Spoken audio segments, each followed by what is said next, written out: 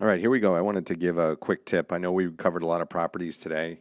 I'm actually just going to do one for you today. Hopefully that's enough for you. This is number 10 on your worksheet. So this one says -3. Let me pull this up here. -3 p squared q to the fourth p squared q to the fourth all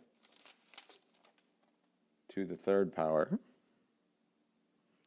times 2p to the third q all to the fourth power. Okay, so the first things first, I'm actually going to take the exponent right here and here, and I'm going to bust that exponent out distributively over the parentheses. So I'm left with this. So I have -3 to the third p. If I look at the exponents, I go p squared to the third. It's either addition or multiplication, but I notice there's no other p. So it's basically p to a power to another power. So it's p to the second power to the third power. So I am multiplying 2 times 3 to get 6.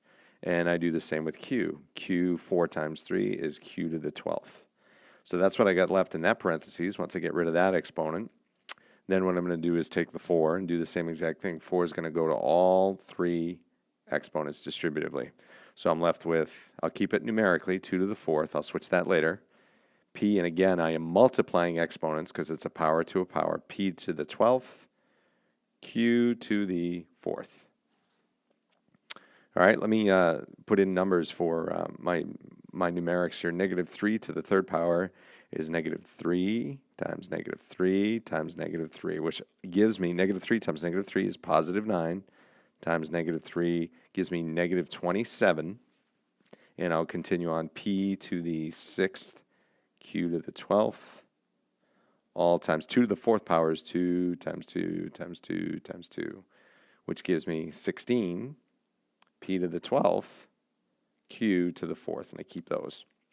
Now, that was rule 6. Let me change colors. That was rule 6 that I just used. Distributive property over. Now I look at this and I say, okay, this is a different rule. This is actually rule 3 on your property sheet, where basically I have two numbers multiplied together. So I've got p's and q's. So instead of multiplying the fractions like I did up there with exponents, now I'm going to add the exponents together. So first and foremost, so it's basically going to be -27 times 16. That's going to give me 6 times 7 is 42, 6 times 2 is 12, 14.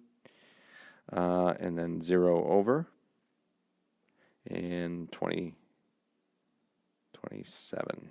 Oops, change colors on me. So that is going to give, what's that going to give me? That's going to give me 11, 412. So there's some long multiplication for you without a calculator. So my answer here is 412. That's going to be negative, actually, because I have -27. I am taking the exponents now. I've got p to the 6th and p to the 12th. Two p's, one here, one here. I've got two of the same bases with exponents. That means now I add the exponents together. So I have 412p to the 18th. Q, again, same base. Q and Q, add the exponents together.